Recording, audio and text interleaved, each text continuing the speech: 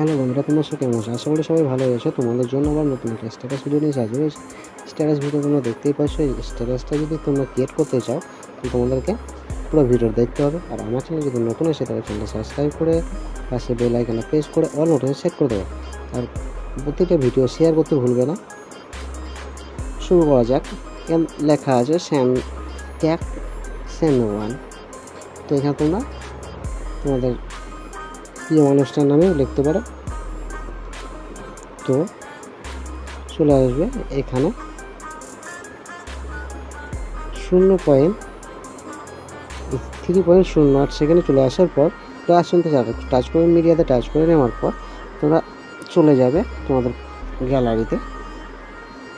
গ্যালারিতে যাওয়ার পর একটা পছন্দ মতো তোমরা ছবি সিলেক্ট করে নেবে।